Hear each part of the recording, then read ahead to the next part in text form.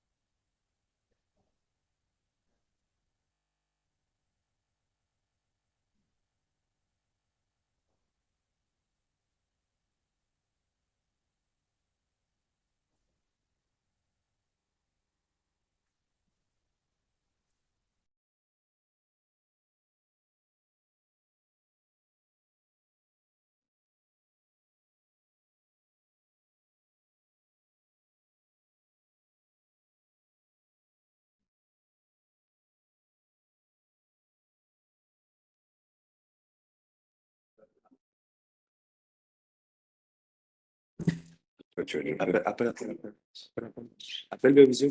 Comme ça, on part.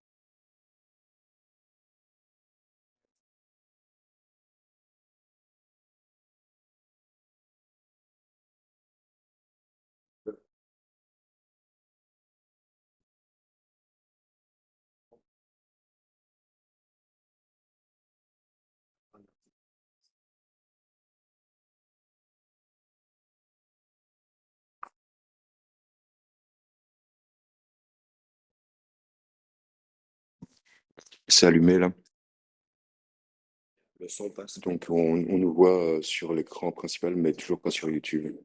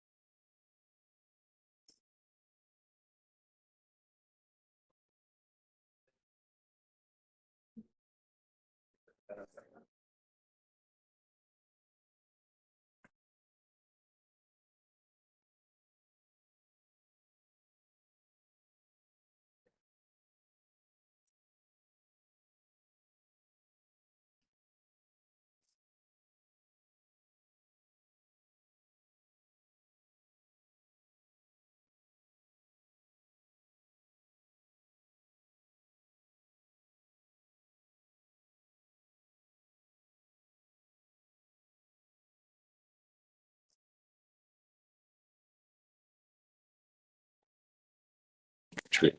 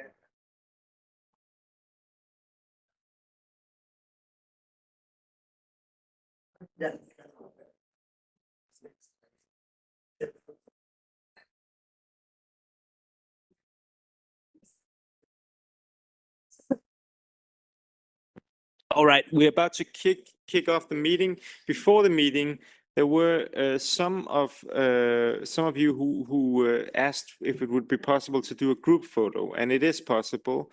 So we have with us Mr. Norbert Lins, the AGRI-Rapporteur, and if you want to, we can do a group photo in front of the stage here. So let's do that now. Those who would like to participate in that before we kick off the meeting. All right, let's do it.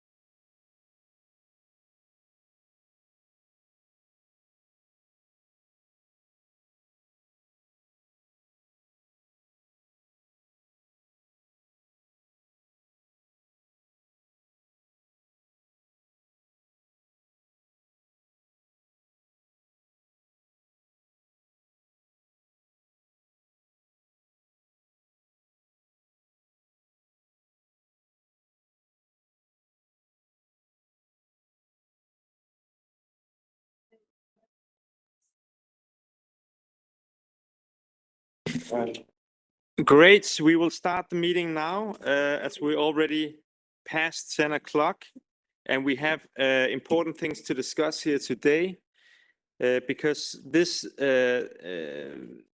morning we'll be discussing the common agricultural policy, and an extremely important topic. And we will be discussing how we can, if participants want to take their seats, please. We will be discussing how we can increase animal welfare standards via the common agricultural policy. So the discussion comes at a very important time. You know that over 1.4 million citizens have called for an end to cage-based farming. This reflects a strong societal expectation for better conditions for animals. The ongoing revision of the CAP, the Common Agricultural Policy, together with the review of the EU animal welfare legislation, offers a real opportunity to improve coherence between policy objectives and delivery on the ground. We are now in a key window of opportunity to ensure that animal welfare is properly reflected in how public funding is designed and targeted in the next programming period of the CAP. The Commission proposal confirms animal welfare as a part of the national and regional partnership plans. However, unlike the eco schemes, there is no dedicated ring fencing budget at EU level, and implementation will rely on a 30% co-financing requirement for related measures. This raises important questions about consistency between member states and level of ambition. So, against this background, we will today explore how we can use the common agricultural policy to increase animal welfare. And we're very happy to have with us Mr. Norbert Lins, member of the European Parliament from the EPP group, and in this context, the AGRI-Rapporteur for the CAP proposal. You will outline political priorities, the state of play in negotiations, and how you see that we can strengthen animal welfare in the common agricultural policy. We also have with us Jonathan Sander from Compassion in World Farming, and Florence Dossche from PAWS, who will give their perspectives from an NGO point of view. And after hearing these speakers, we will be discussing all of us, those who have remarks and questions. Before we start, I'll come with one announcement. We have an animal welfare event at animal transport event, to be more specific, at Place du Luxembourg Wednesday, the 24th of June. As previously announced, this event will take place and it will bring together members of the European Parliament, civil society, and citizens to call for stronger action to prevent animal suffering during transports. It will start at 2 p.m. and there will be a short speaking program from 2:30 to 3 p.m., followed by media opportunities until 3:30. And you are all very welcome, and members of the European Parliament, if you would like to speak at this event, please, I think you should let Andreas know. Yeah. And then there will be a chance to do that. Today's meeting, we will be streaming the meeting. There will be people following online and also on YouTube. There's unfortunately no interpretation today. I know that some of you have reached out calling for interpretation. We are looking for finances to finance the interpretation, and we're not there yet. So we see what we can do, but we realize that this would be very nice to have interpretation. Yes, okay. And then actually we will move on to today's topic without further ado. I will give the floor to MEP Norbert Lins, Rapporteur of the CAP. And Mr. Norbert Lins, we really look forward. We have set a time frame for 10 minutes for your intervention. And we look forward to hearing how, personally, I think that the CAP is really an enormous opportunity for us when it comes to animal welfare. We have a solid budget for farmers. And if we could link somehow this budget to animal welfare conditions and improve that, I think that could be really some results that we could reach. But dear Norbert, we would all like to hear your perspectives on this, where you are in the process and what you see as perspectives for animal welfare. The floor is yours, please. Good morning to everyone. Thank you very much, Nils, for inviting me to this animal welfare intergroup. Maybe the first comment, I'm not of the opinion that we have a solid budget there when it comes to the agricultural policy. There is really a poor proposal coming from the European Commission, and when I look into the situation in the Council, it's not really, it's really better when we saw the first nego box proposed by the Cypriot presidency. But coming to the concrete process within the CAP negotiation, we are there that I will present my draft report on the 29th of June in the Agri Committee, but I sent my draft report to the translation, so it's done. All my amendments are there, and they are more or less public as it is always here with leaks, and so I did some press briefings before last week, because we are all aware how the process goes with a lot of media attention. Within my report, I try to mention animal welfare standards several times. I had some talks as well with some of you before I did my draft, and then happy to discuss this with you.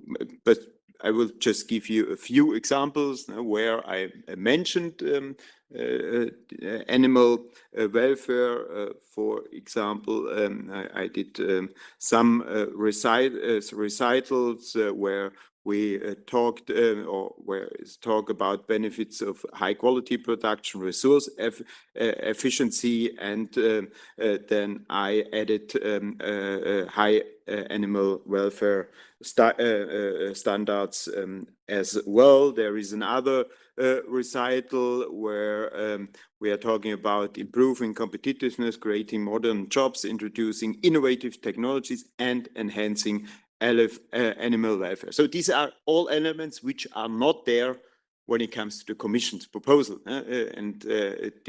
There I added animal welfare as well. And there is another example. It's my recital 12. Animal welfare improvement should be recognized as a strategic investment. Yeah. So there you can see that I have animal welfare there in several recitals, but I did not leave it only with the recitals, as we are all aware. No? The recitals is one element of a legislation, but the more important one, these are the articles. So this is where member states have more or less where member states have to follow. There, for example, in Article 1b, I mentioned the animal welfare as well. So the Commission left the proposal only with environmental reasons, extensive grazing. I added the element, the animal welfare there as well. Or in Article 3, when we are talking about farm stewardship, control, the control system, and the minimum standard, the conditions which should apply for the farmers. There I added animal welfare as well. So there the Commission is talking about a control system when it comes to climate and environment, public health, plant health, and there I added the animal welfare as well. So this should be part of the farm stewardship. And maybe the most important thing I have done in Article 10, where we are talking about agri-environmental and climate action. So this is the original proposal from the Commission. There I changed the text into agri-environmental, climate and animal welfare action. So this is a clear commitment when it comes to in the current system, and I would like to continue with the current system. There we have the second pillar of the common agriculture policy, and the Commission more or less wants to reduce the measure only to agri-environmental and climate action, and I would like to remain and even enhance the animal welfare action. The same applies then for the next paragraph when it comes to Article 10, Article paragraph 1, paragraph 4. So I don't want to bother you with all the details, but I think it's important then when it comes to the budget, when it comes to financing, that animal welfare is well established there as a principle where member states can spend money improving the animal welfare situation. The same applies for Article 13 when it comes to productive, non-productive investments there as well. I mentioned, in addition to climate and water resilience, the animal welfare. So these are some examples which you will find when you would have a detailed look into my draft report, and I'm sure and happy that a lot of more amendments will come in from my shadows and from the other colleagues of my committee. So what I wanted to assure you this morning, animal welfare is part of my report, was always important for me as an MEP, and I'm happy now to discuss with you what are your priorities when it comes to the Common Agriculture Policy 2028 to 2034? Thank you very much. Thank you very much, Norbert, and very interesting, very informative. And as you say, we do see some leaks here in Brussels and Strasbourg every once in a while. But I have not read your amendments yet, so for me it's very interesting to hear. And as you say, you'll be discussing your report the 29th of June, and then there will also be amendments, of course, from other groups, and that's why it's good that we can have this discussion and hear what your thoughts and hear what colleagues think. So before I give the floor to colleagues, we have with us good people from the civil society, animal welfare organizations, Mr. Jonathan Sander from Compassion in World Farming, and Mrs. Florence Dossche from PAWS, and you will also have 10 minutes combined. And just to give your perspectives on animal welfare in the Common Agricultural Policy. So please, you have the floor, and I think Jonathan will begin. Yes, thanks a lot for the invitation. Let me start by saying, one thing is clear when it comes to animal farming in Europe. High animal welfare is the direction of travel. We've seen citizens demanding it for years.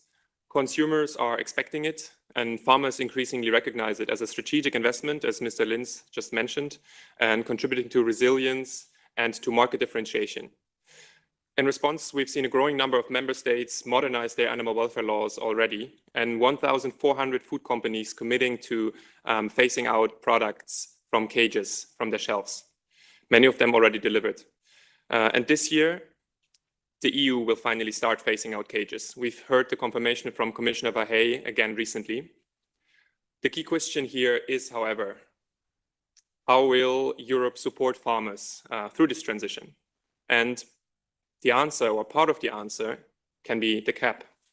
There's been a new IEP report confirming that the cage-free transition is technically fully feasible. What it needs is legal certainty and financial support. And this is really where we see the CAP as the opportunity to accompany producers and de-risk this transition to resilient and higher welfare systems for them. And as animal welfare organizations, we have 3 key priorities for the 2028 to 2034 CAP. Number 1 is targeting public money to public goods. And that means redirecting CAP funds from untargeted payments towards measurable outcomes. Number 2 is rewarding better farming practices. So let's support farmers who deliver higher animal welfare. And number 3, let's finance the higher welfare transition and enable future-proof investments. That's an important part of that. When it comes to targeting public money to public goods in the CAP, we've seen that for years, agricultural subsidies have mainly been based on area and rather untargeted. We've also seen foreign countries and large corporates pocketing millions of money meant for EU farmers. I can just mention the latest scandal of the UAE royal family pocketing 71 million euros of CAP funds. And at the same time, we've also seen that small and medium farms are disappearing. The number of extensive and mixed livestock farms, for example, have decreased by 70% between 2010 and 2020.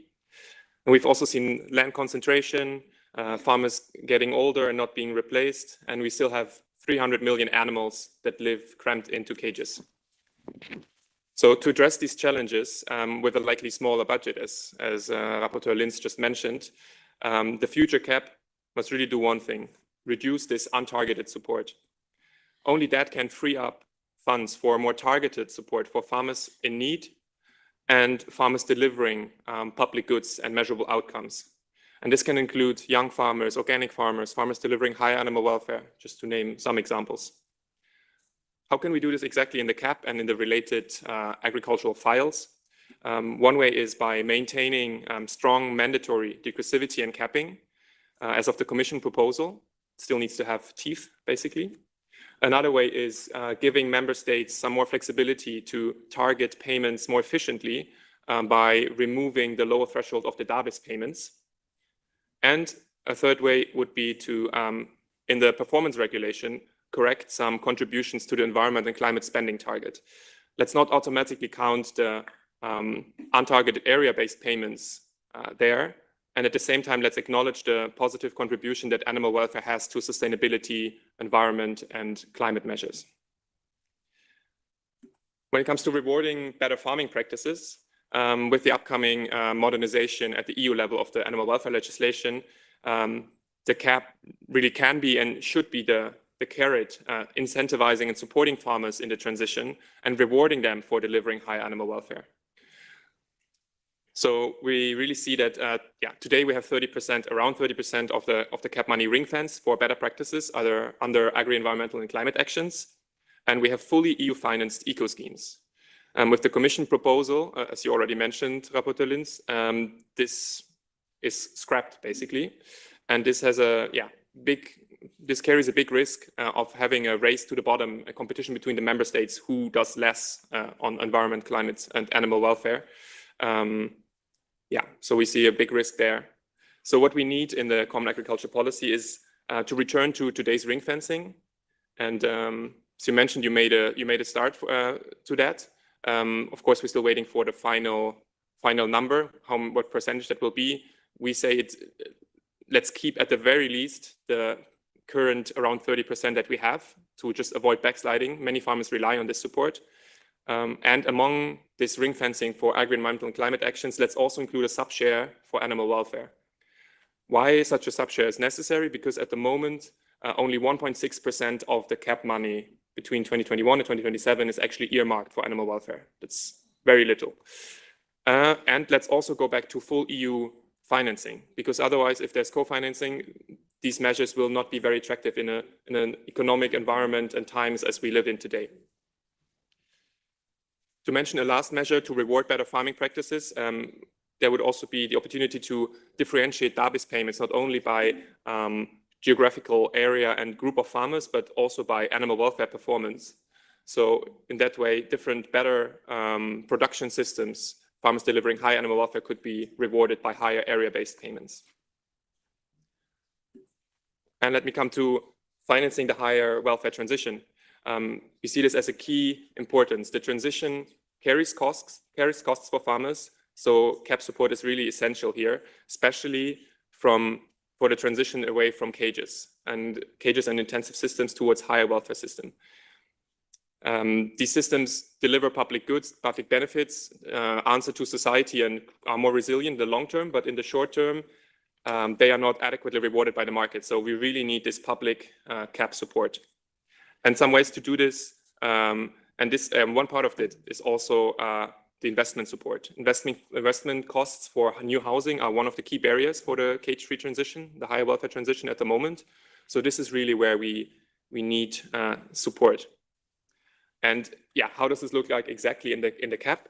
Let's really strengthen the extensification support and transition support. That's Article 4 and Article 10. And let's explicitly include the cage-free transition there. That's very important. That's something that we, for example, still find missing from your draft report, if I have seen it and understood it correctly. And a second very important one is indeed on the investment support. We have the upcoming cage ban at the EU level. So we really need to send clear signals to farmers to give them predictability and to make sure they don't invest into new cage systems. So we should make investments into cage systems ineligible under Article 13 investment support. This is really important not only for animals, but maybe even more for farmers to avoid and protect them from stranded assets. Because if we still incentivize them to invest into cage systems while they become obsolete and will be banned in the coming years, they will have made wrong investments and will have economic problems later. Let me just conclude. So we've seen high animal welfare as part of the future of EU animal farming. And with some changes, the 2028 to 2034 CAP can really be the carrot incentivizing, supporting farmers in the transition and rewarding them for higher animal welfare. So I would call on all of you to use this chance for animals and for farmers.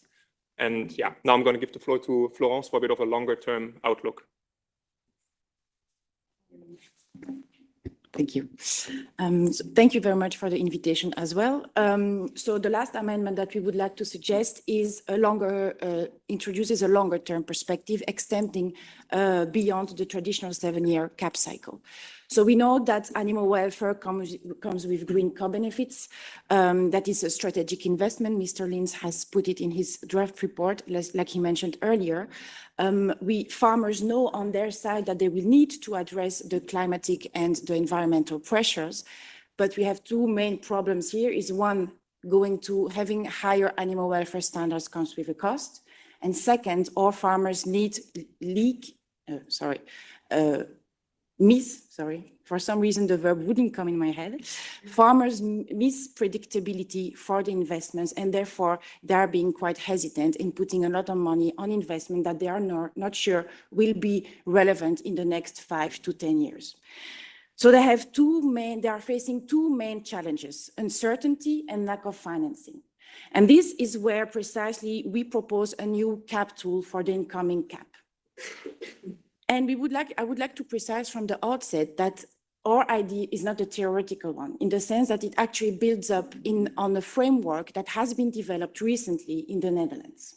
So what we suggest concretely is for the cap to have a legal basis for what we call an animal welfare roadmap. An animal welfare roadmap would be a common and transparent pathway, enabling our farmers to transition progressively towards a shared common set of standards, of animal welfare standards, to be achieved by a certain deadline in the long run, say, for instance, 2050. The standards would be based on science evidence, obviously, notably EFSA recommendations, while at the same time allowing for some flexibility to allow taking into account regional specificities as well as economic and technological realities. The Dutch initiative that I'd mentioned before has about the same logic. You have the law first that sets the deadline, 2040, and the general ambition, which is having livestock farming heading towards the respect of 5 domains. They also have then a secondary legislation which sets out the species-specific standards and the milestones to reach 2040, and providing as well some flexibility in case they realize in the process that it's not concretely feasible yet, or that we need a little bit of time, or to take into account scientific progress. We said it earlier, we believe the farmers just need this predictability. And one of the key advantages of this predictability that we would bring to farmers would be also to unlock private capital, because we have the cap on one side, but we know what is the current budgetary context. We know the financial constraints, and we know that the cap alone will not be sufficient. So we have to motivate to mobilize the private sector, but for this, we need the private sector to be reassured on the investments that they need to make. And bringing this predictability, bringing this reassurance helps in this sense. Secondly, it would spread cost of the transition over decades instead of a few years, therefore making it more financially manageable for the farmers, for the holdings.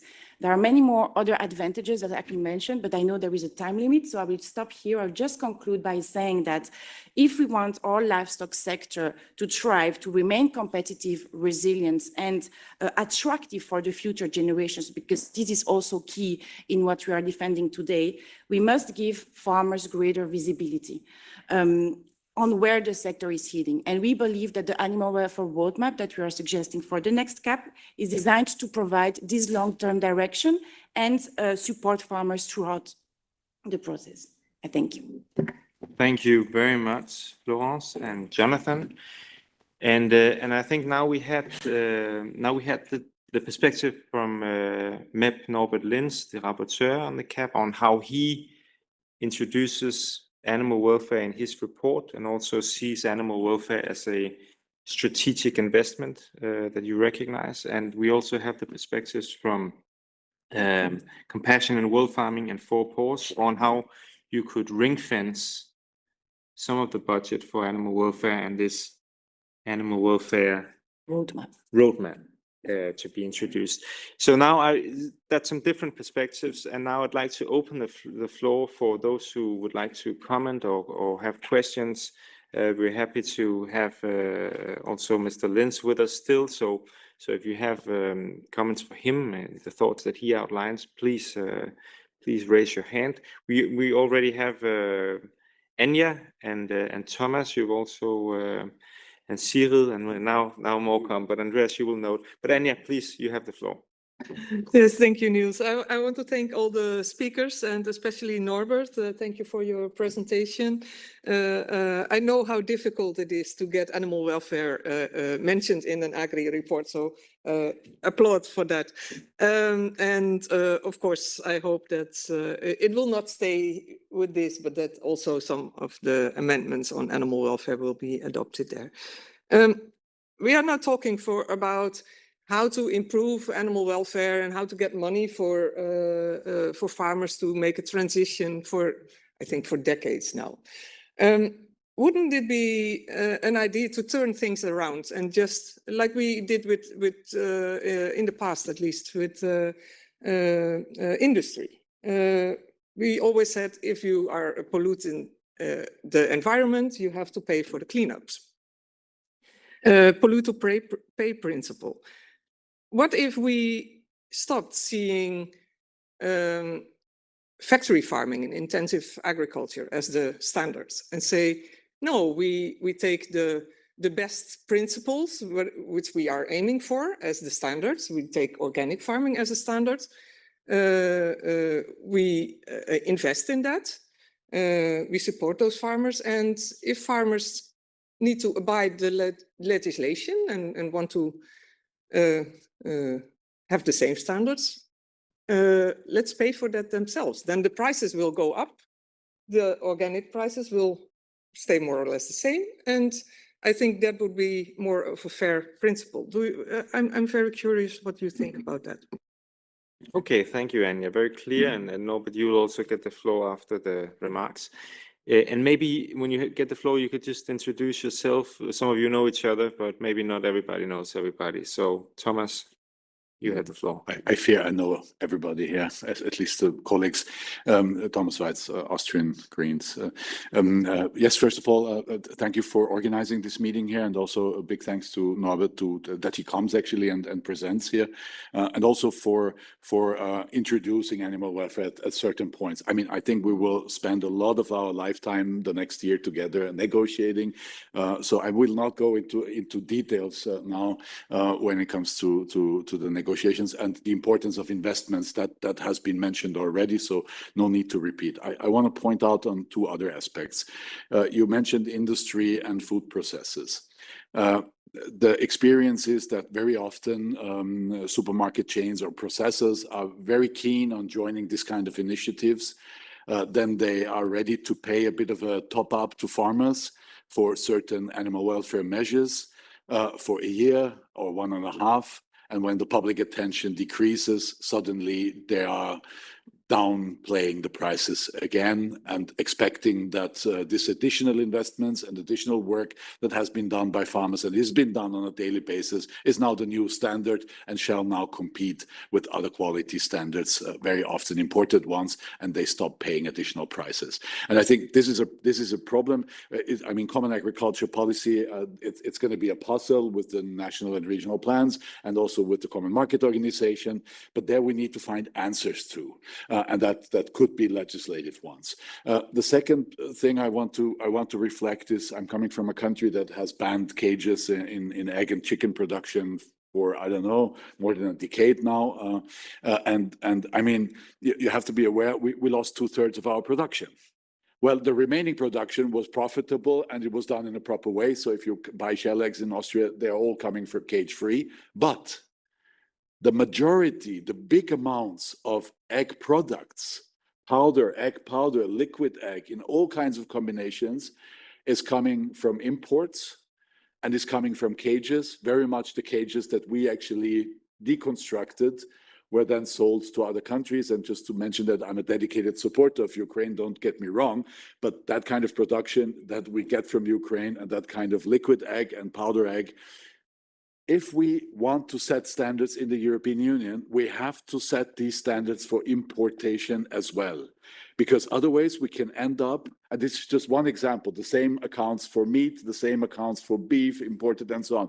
If we raise the standards for our farmers and we do not raise the standards to the same level for importation, we're just losing production and we're losing farmers. And this is two aspects I wanted to mention beyond the actual nitty-gritty CAP details that we will be negotiating, but it can only work in a combination when we also seek for solutions for the two other aspects that I just tried to mention. Thank you, Thomas. Relevant points indeed. Cyril? Thank you. My name is Sil Friis. I'm a Danish MEP from the Renew Europe group. And on behalf of the ENVI, I've just been the Renew Shadow Rapporteur on the CAP opinion that ENVI is giving to you. And even though we did not manage to secure all the changes we want on animal welfare, I think there's a significant improvement compared to the Commission proposal. One of the most important wins, as I see it, is to put the protection of animal welfare as an explicit objective of the CAP. So you really see that the CAP has amongst its goals to also protect and improve animal welfare.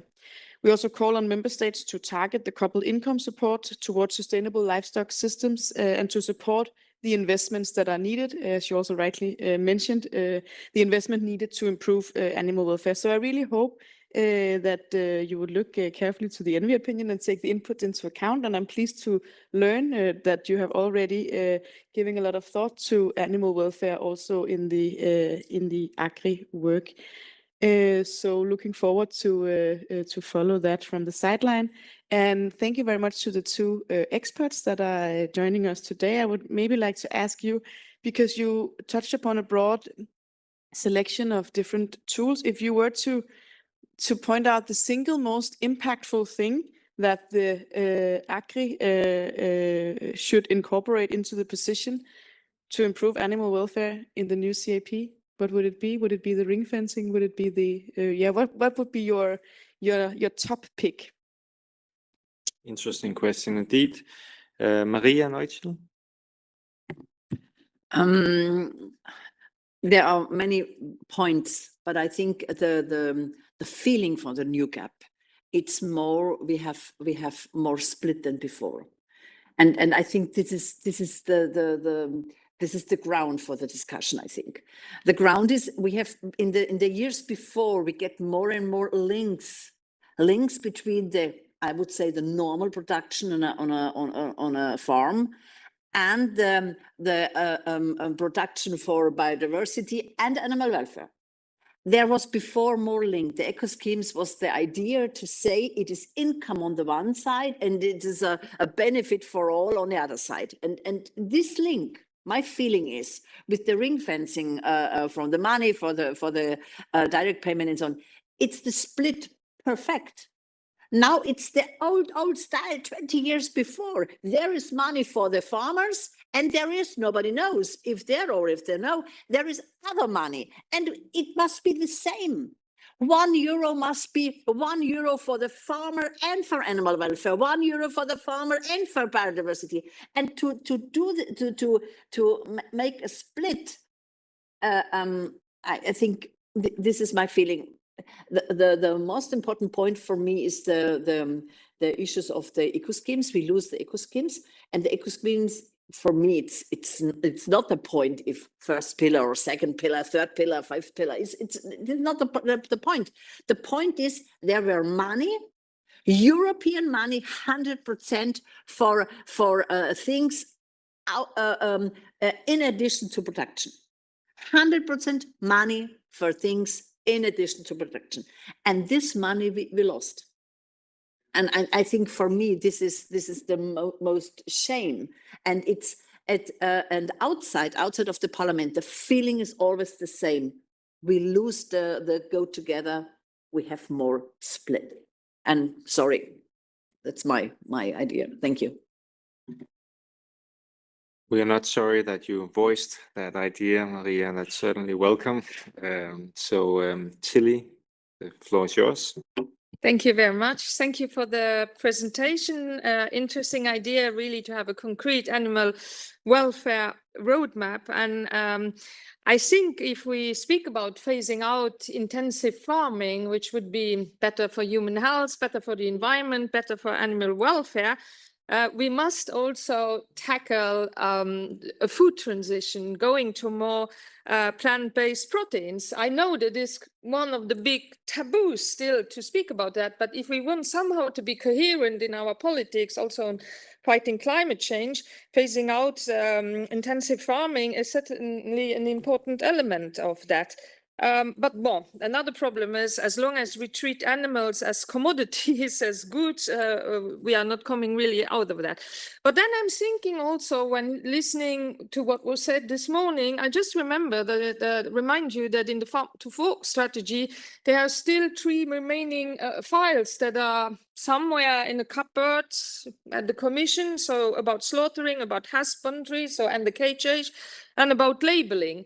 So it's something we should not forget in the common agriculture policy. I hope they will come out. I mean, it's not that, otherwise it's taxpayers' money that is completely thrown out of the window. So we make a farm to fork strategy, we decide on that, we come out with one file, which is the animal transport, and then we leave the 3 others and all the work behind that somewhere in the cupboard. So I'm a little bit shocked when I heard this morning, and happy that you mentioned it, Norbert Lins, that in the farmer stewardship for the moment, there's not even foreseen the animal welfare. So thank you at least for putting it in there, or for that we have it there. But for me, that's just the minimum of the minimum of the minimum that we have right now there.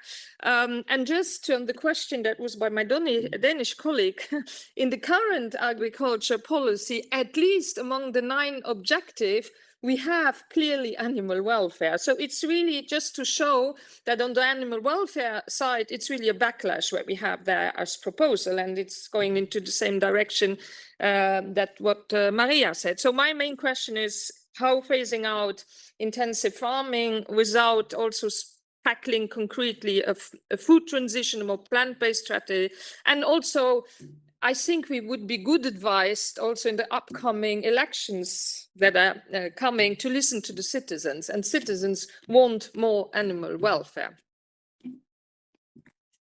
That's for sure, Tilly. Valérie. Écoutez, je vous remercie de cette réunion, c'est toujours très intéressant, mais donc ici, évidemment, tout le monde est pour le bien-être animal, bien évidemment, les ONG, les parlementaires et surtout les éleveurs qui vivent 365 jours par an avec leurs animaux. Donc, mais pourtant, en France, en 10 ans, on a perdu un agriculteur, enfin un éleveur de bovins sur 4, soit 57 000 exploitations qui ont disparu.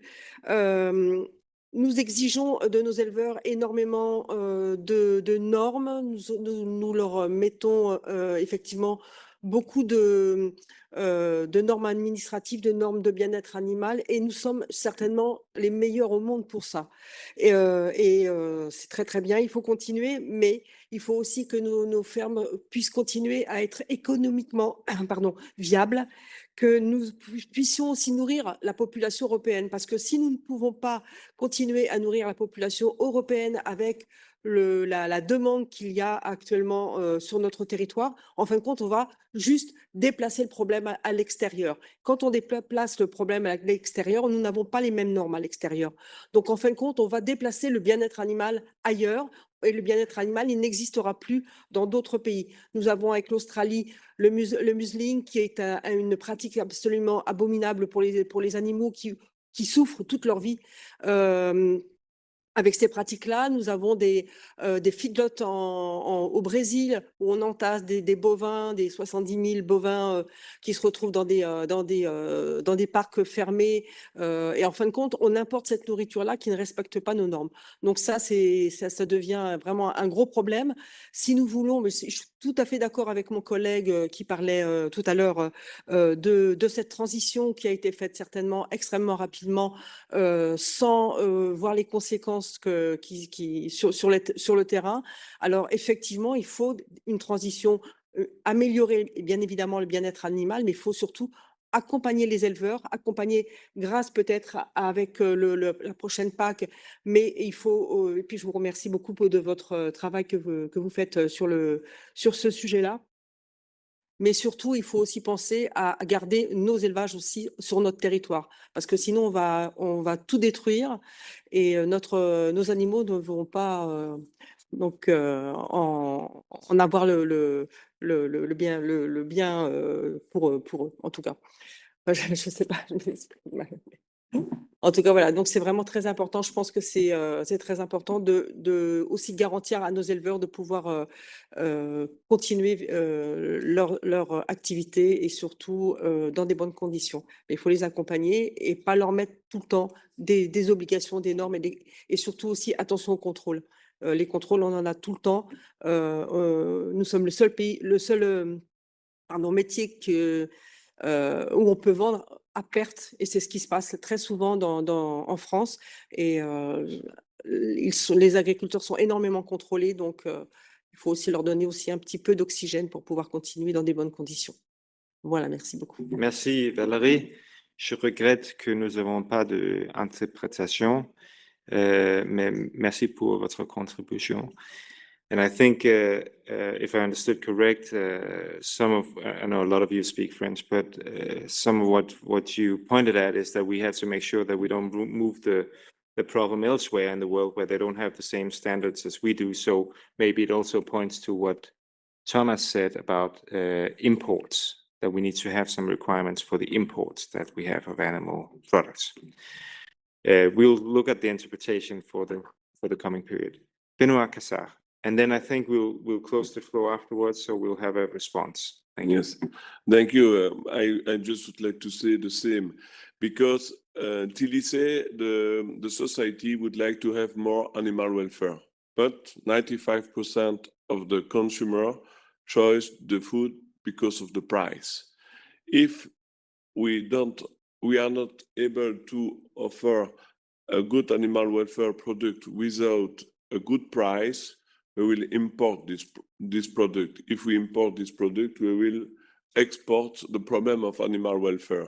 And it's the same for environment, CO2, and a lot of things. We have to keep this main principle that if we want to improve something in Europe, we have to be coherent in the free trade agreement and to ask reciprocity. If you don't have reciprocity, you lose your time, you lose your money, and you become dependent of the rest of the world for your industry, for your agriculture. It's always the same. And I'm very happy that Thomas says this. I'm very agree with him about this. Thank you. Thank you, Benoit. Thank you very much. And then we'll if Florence and Jonathan, if you want to use a couple of minutes, and then we'll go to Mr. Norbert Linz. But there was one specific question for you from Cyril on what do you think is the most? You had different proposals. What do you think would matter the most if you had to choose one? That would be one explicit question. Okay, maybe I can start. Well, yeah, okay. On the one measure, that's a tough question because it's of course a puzzle. I will use two. One is we need to make sure there is money, EU money, for animal welfare and agro-environmental measures. So the two ways to do this: ring fencing, full EU funding, and another important thing is, I think, really the investment support. Let's make sure we are coherent with our plans, with the direction of travel. Let's support the K3 and incentivizing even more the transition to higher welfare systems. But at the same time, let's stop investing into new cage systems that really should be phased out. And maybe I can ask to the answer to the other questions quickly, and then I'll give the floor to you, Florence. Okay, very fast. Yeah, okay, sorry. Yes, and on the imports, we fully agree. And that's one thing that's why we need also this new modernization of the animal welfare legislation, because this is the way where we can include these import requirements, and we fully agree that we need to be coherent there. Yes, and another thing on the consumer choosing mostly because of price. one element that's important there is that consumers at the moment cannot differentiate between different methods of production, except for eggs. And what we've seen with eggs, we have seen the trend then towards higher welfare. If the consumers can recognize the added value, the farmers can get a higher price and the consumers are willing to pay a bit more. We need to do the same. This could also be part of the animal welfare revision to have this method of production labeling. I don't understand why we don't have that yet for all measures. Thanks. Yes, I will just answer to Mrs. Fries, and for the rest, maybe I can answer on the side of the event, because I could answer too, but very, very interesting remarks. Actually, the main tool, I would say there are several of them, like he said, it's a puzzle, but I would go for the animal welfare roadmap, which is the new tool that we are proposing, because it gives this predictability to the farmers, because we have the CAP, which is a tremendous tool, but we know it will not be enough. So we need to be able to unlock private capital, and farmers are entrepreneurs at heart. So if you give them the means to be able to do these investments, we are convinced that this could be the way forward. So we would focus on this new tool, and for the rest, we can talk bilaterally. Great, and I'm sure if members have questions on the roadmap, they can talk with you. Now, Norbert, lots of comments and questions, interest in your work, and I hope you can use some of it. You have some minutes. We have 5 minutes left. So if you want to take the floor and comment on some of it. Thank you very much, Nils. Thanks to all the colleagues who contributed to that discussion. It's not a surprise that you're not completely happy with my draft report, but maybe you can see that there are some elements in which were not there when it comes to the Commission proposal, and we are just starting. We are at the start of our negotiations. When it comes to some detailed questions or even comments. First, and this was always a major discussion when it comes to CAP. It was the capping degressivity part, and I'm not surprised that you are not happy with my draft there. But what I wanted to let you know, for example, when we look at Niels' country at home, when we look to Denmark, there you have a lot of large farms. So the professional farms in Denmark, I would say they are starting from 100 hectare onwards. They would be all impacted by the degressivity proposal of the Commission, and this applies as well to some region in my country. It's not the case for my own region. I'm from the region with the lowest average size of farms in Germany, from the neighbor region here from Baden-Württemberg. But I'm not only rapporteur for Baden-Württemberg. I'm a rapporteur for the common agriculture policy within the European Union. And there, it's not only Denmark, some other elements, and some other member states now with larger farms than others. So you might not agree with me, but the more critical farmers are towards the discussion of capping degressivity, the less will be in the final result. So this is has to be taken into consideration as well. If there is a chance to introduce a mandatory capping at the end, it would be the first time in history of the common agriculture policy. Then I want to have a plea to you to be a little bit more realistic. What could be achieved, and what could be maybe really what could be really a result at the end. When it comes to the ring-fenced budget, you're right. I put that element into my report. I'm in favor of a dedicated ring-fence budget for climate, environment, animal welfare. I did not share on animal welfare. This should be discussed. But as well, another element when it comes to animal welfare was always and is part of the current CAP is the coupled payments. For example, when it comes to suckler cow husbandry, and just to inform you, for example, in my own country, suckler cow husbandry is more or less largely done in the eastern part of my country. These are mostly large farms. So they would have a huge impact when it comes to degressivity as well. Just to let you know that kinds of or parts of extensive farming would be very much impacted by a strict degressivity.